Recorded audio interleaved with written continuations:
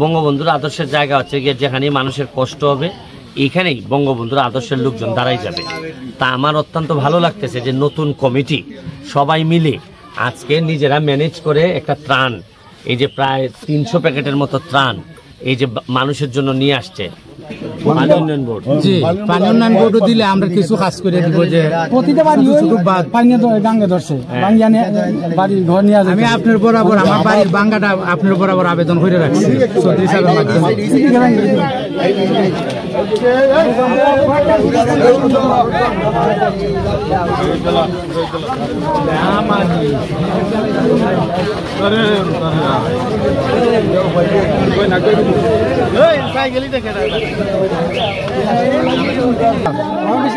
রাস্তার মধ্যে গলা পানি হয় অনেক জায়গা।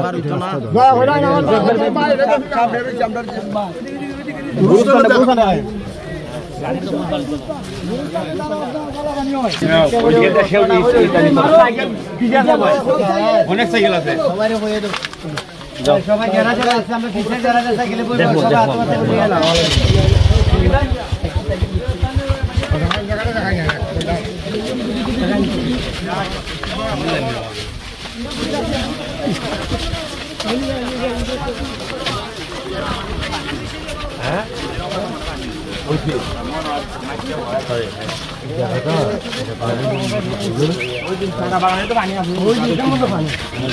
পানি উঠছিল জায়গা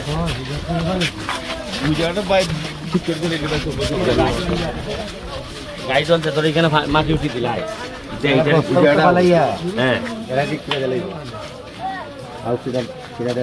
এটা তো এলজিডি রোড,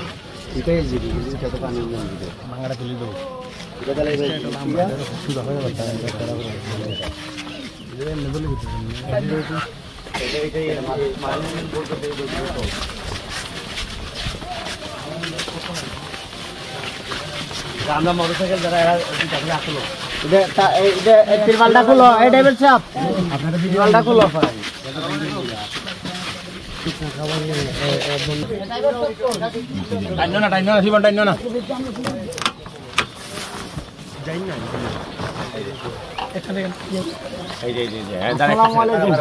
ভিডিও করি ব্যানার লাগছে দেখছি আমি। হ্যাঁ, আমার দোয়া নিতে আমি বলছি যে দোয়া আসলে শুধু আমি এমপি সাহেবের দোয়া নিলে হবে না, তাদেরকে যে বঙ্গবন্ধুর আদর্শের যে জায়গাটা, বঙ্গবন্ধুর আদর্শের জায়গা হচ্ছে গিয়ে যেখানে মানুষের কষ্ট হবে এখানেই বঙ্গবন্ধুর আদর্শের লোকজন দাঁড়াই যাবে। তা আমার অত্যন্ত ভালো লাগতেছে যে নতুন কমিটি সবাই মিলে আজকে নিজেরা ম্যানেজ করে একটা ত্রাণ, এই যে প্রায় 300 প্যাকেটের মতো ত্রাণ এই যে মানুষের জন্য নিয়ে আসছে। বলেন যে এর চেয়ে অনেকেই মনে করেন যে কমিটি হওয়ার পর বড় 300-400 মোটরসাইকেলের একটা র্যালি করলে মনে হয় সবচেয়ে ভালো হয়। না, এই যে কমিটি হওয়ার পর, নেতা হওয়ার পর যে রেসপন্সিবিলিটি তাদের কাছে এখন জন্মাইছে, এই রেসপন্সিবিলিটি হচ্ছে গিয়ে মানুষের পাশে দাঁড়ানো, নির্যাতিত নিপীড়িত মানুষের পাশে থাকা এবং এইভাবে বঙ্গবন্ধুকে আরো সম্মানিত করা, জননেত্রী শেখ হাসিনার হাতকে শক্তিশালী করা। তারা দেখেন এই ত্রাণগুলা নিয়ে এখন মানুষের কাছে যাবে। আমি এই পর্যায়ে আজকে যিনি সভাপতি হয়েছে রাসেল, আমার একজন ছোট ভাই, ছোটবেলা থেকে একসাথে বেড়ে ওঠা একই অঞ্চলের, আমি তাকে বলবো যে আচ্ছা তোমার অনুভূতিটা বলো যে এই যে মানুষের পাশে থাকার এখন ভালো লাগতেছে কিনা নাকি?